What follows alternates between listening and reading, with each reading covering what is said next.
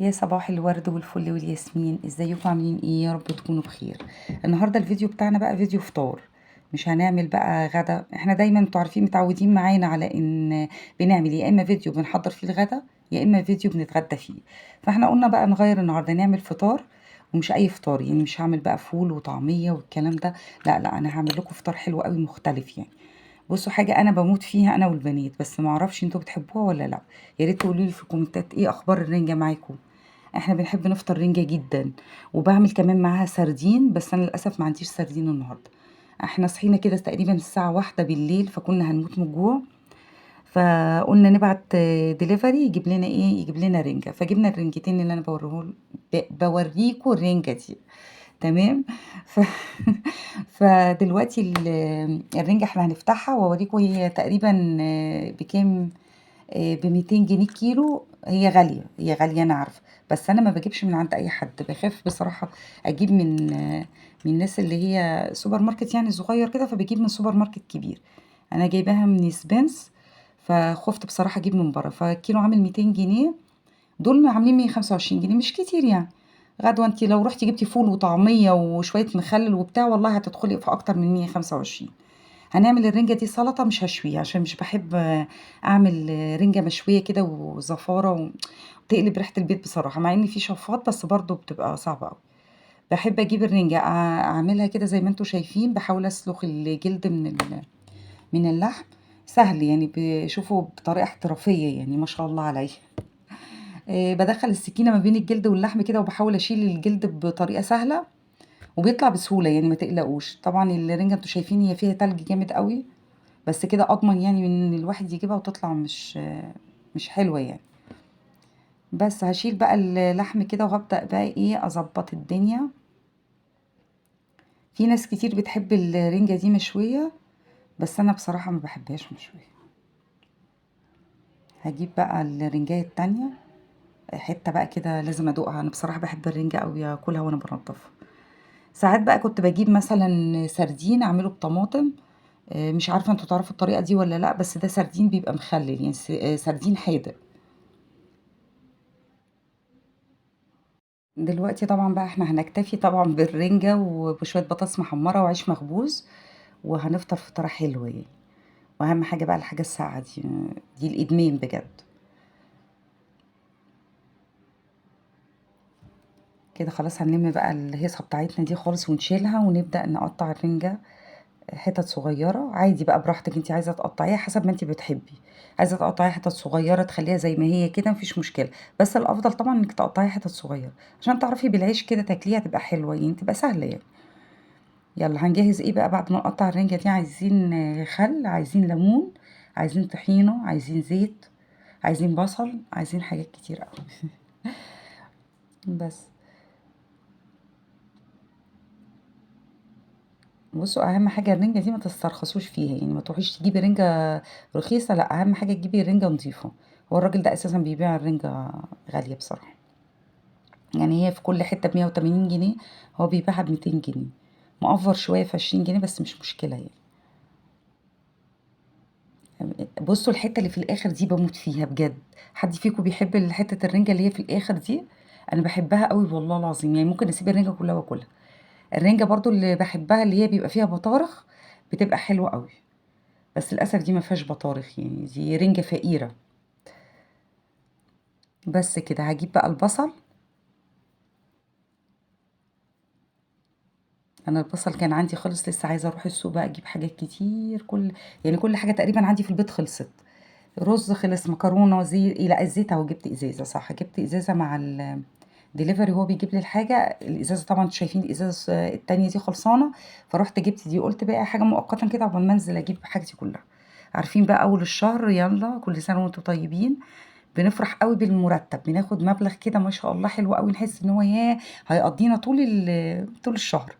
مش عايزه اقول لكم يوم 20 في الشهر بيكون خلص.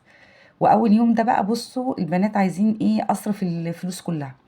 يلا يا ماما شوفي جميله جايه بتوري.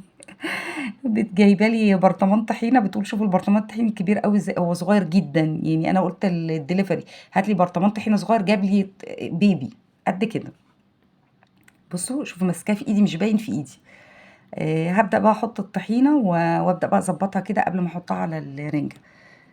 بس فبقول لكم بقى مرتب، المرتب يعني باخده المرتب ايه. المهم يعني الفلوس اللي باخدها يا دوب بس بتكفيني اليوم 20 في الشهر، وبعد كده بقى بنحتاس. فباحاول أنا بقى باحاول على قد ما أقدر إن أنا أضبّط كده في أول الشهر، يعني مثلًا إيه، نعدّي يوم في بواقي أكل ناكلها، مثلًا نجيب حاجات رِنجة زي دي مثلًا حلوة. لأ هُم ما فيش يعني رحمة خالص. أول الشهر ده بيفرحوا أوي يالّا يا ماما وننزل، نبُص نلاقي فرتكنا نُص الفلوس وبعد كده نقعد بقى نصوّت. كده أنا حطيت طحينة عليها خَل. بُصّوا مش عايزة أقول لكم التلاجة عندي فاضية، الزبدة خلصت، كل حاجة، العيش خلص. حتى الليمون، بُصّوا الليمون ده ناشف جدًا، يعني هُم 6 ليمونات اللي موجودين وناشفين بجد، قُلت أخلّص بقى على كل حاجة في التلاجة عشان أطلع أجيب بقى حاجتي كلّها. عايزة أفرح بقى وأملى التلاجة كده حاجات، وعايزة أجيب فاكهة كتير جدًا. بُصّوا أنا حاسة إن زي ما يكون قبضت 1.000.000 جنيه.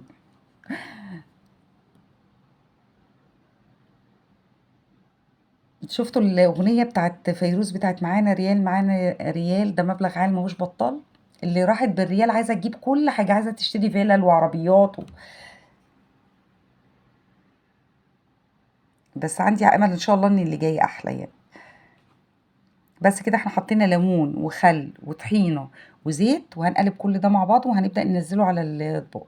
الطريقة دي بجد حلوة أوي، لو بجد شُفتوها جرّبوها وهتعجبكم بجد.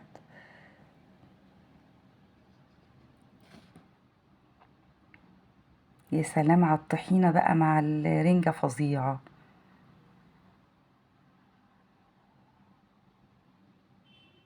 أنا عايزة أعرف بجد حاجة، ليه الحاجة أمّا بتخلص في البيت كلّها بتخلص كلّها مرّة واحدة يعني؟ يعني فجأة باحس إن كل حاجة خلصت مرّة واحدة. صابون، كلور، إريال، زيت، زبدة، يعني رز، بُصّوا كلّه والله العظيم الأنبوبة تفضى، يعني حاجة بشعة بجد يعني.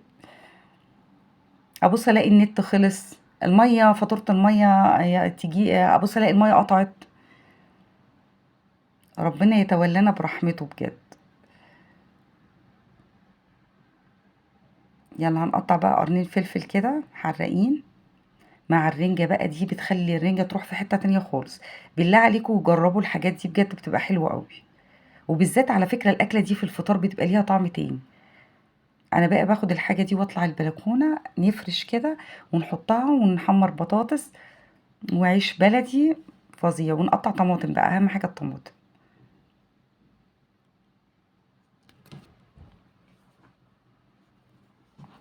الزيت بقى يعني جهات بتقول لي: "لأ يا ماما حُطّي لنا برضه زيت على الوش." يا بنتي ما إحنا حطينا، هو افترا وخلاص. هُم بُصّوا حالفين يخلّصوا لي إزازة الزيت. أنا باقول لهم بالراحة يعني بالراحة، بس أنا باحب أحط كتير برضه زيّهم، هاعمل إيه بقى؟ كده خلاص بقى هنبدأ نجيب البطاطس نقشّرها. تحفة، تحفة بجد. البطاطس دي أنا كنت جايبة البطاطس ب12 جنيه، كنت قايلة لكم تقريبًا. راحوا بعتّهم خلصت البطاطس، "هاتوا لي يا ولاد كيلو بطاطس." هنحط الزيت على النار بقى عقبال ما إيه، نحكّي كده مع بعض شوية، وفي نفس الوقت أقشّر البطاطس. قُلت لهم: "يا ولاد إيه هاتوا لنا بطاطس." قالوا: "ماشي." قُلت لهم: "هاتوا كيلو بس." أنا باقلّق منهم، يجيبوا الحاجة بايظة، يجيبوا الحاجة غالية، فأنا كنت تعبانة ما كنتش قادرة أنزل بصراحة. قُلت لهم: "هاتوا لي كيلو واحد." لقيتهم جايبين لي كيلو بطاطس كده غريب يعني بجد.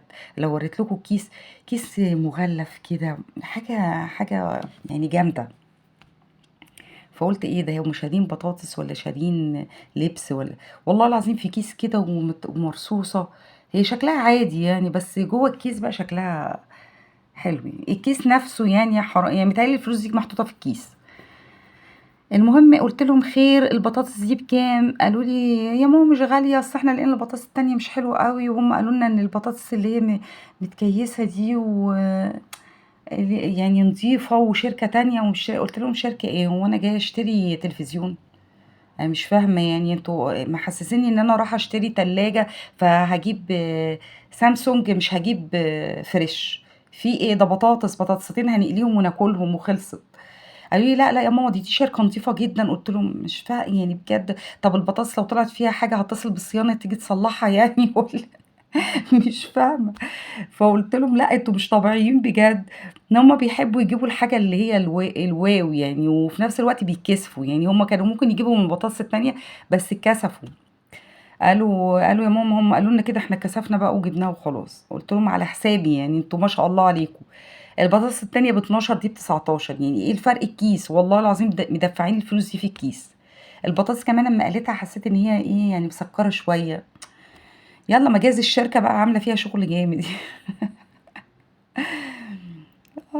يعني بس فحمّرت البطاطس أم 19 جنيه وباقمّر بقى العيش، عايزة تقميرة كده حلوة، باحب العيش البلدي متقمّر على العين كده. في ناس بتحبه في طاسة، في ناس بتحطه في الفرن، لأ أنا باحب أقمّره كده. بافتكر أيام ستي الله يرحمها كانت بتقمّر لنا تقريبًا بُصّوا، ستي دي كانت غريبة، غريبة بجد والله العظيم. ما كانتش بتأكّلنا عيش طازة أبدًا. يا ستي إحنا جايبين العيش طازة على بتاع السَبَت دوّة والّا القفص والّا إيه، ناكل منه مقبقب كده وحلو وجميل وسُخن، لأ في عيش باقي بتاع امبارح ناكله الأول. طب يا ستي أكّلينا مرّة عيش طازة، ده أنا نِفسي آكل. تيجي بيه العيش القديم وتقعد تجيب زمان ما كانش في بقى بوتاجاز، كان في سخّانات كده، سخّانات كهربا، تقعد في الأرض تحط السخّان الكهربا وتقعد بقى تقمّر لنا العيش، بتقمّره كان تحفة والله. بس نِفسي آكل رغيف طازة.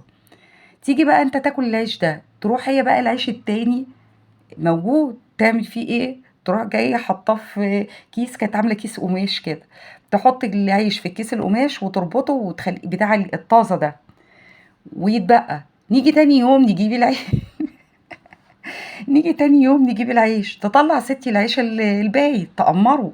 حرام عليكِ يا ستي ما بتأكليناش رغيف طازة خالص. بصراحة كانت معقّداني في عيشتي. بس الحمد لله، فأنا بقى إيه، أدمنت منها القصة دي، فبقيت إيه، باحب العيش البايت المتقمّر. والله العظيم باجيب العيش الطازة ما باكلوش. أجيب العيش وأحطه وأسيبه برّه كده لمّا ينشف كده وأقمّره وآكله، ياه! بقيت مدمنة عيش بايت يعني. قُلت لها: "منِّك لله يا ستي، الله يرحمِك بقى." كانت بتعمل فينا عمايل فظيعة يعني. بس. كانت برضه ليها حاجات فظيعة يعني، هابقى أحكي لكم عليها كل فيديو كده أحكي لكم قصة يعني. فكروني أحكي لكم قصة السمك دي. كانت ليها قصة في موضوع السمك ده فظيع. طبعًا زمان السمك كان بلدي بقى، بلدي ما شاء الله يعني. وكانت دايمًا يعني مش عارفة مشكلتها إيه في موضوع العيش، خلّينا في العيش، لازم دايمًا لازم آكل العيش وِش وضهر، يعني اقطعي العيش طَب أنا نِفسي آكل الوِش طيب، تقول لي: "لأ أنتِ بتاكلي الوِش وتسيبي الضهر مين اللي ياكله؟" طَب عادي يعني ما وِش زي ضهر إيه المشكلة يعني؟ أنا باحب الوِش. بس كانت تقلب الدنيا بقى لو شافتني كلت العيش من فوق وسِبت العيش اللي تحت. دلوقتي بُصّوا اتعلمت منها كل حاجة، بقيت آكل العيش وِش وضهر. الله يرحمِك يا ستي.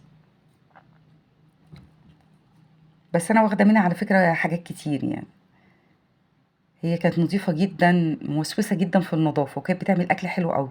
كانت بتحب السمنة البلدي، كانت تسيّح السمنة دي في برطمانات كده، و وأمّا أكون جعانة روح عاملة لي ساندوتش سمنة. هي اللي خلّتني، هي والله العظيم السبب في وزني ده، يعني أنا بابقى عايزة أخس، مش عارفة خالص بسبب موضوع السمنة ده. كانت تعمل لي ساندوتشات سمنة بلدي،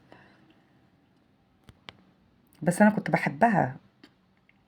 بُصّوا بقى الرنجة فظيعة، طبعًا أنا خدتكم في حتّة تانية خالص، نسيتوا الفيديو ونسيتوا الرنجة ونسيتوا البطاطس، نسيتوا كل حاجة. يالّا باي باي، سلام عليكم.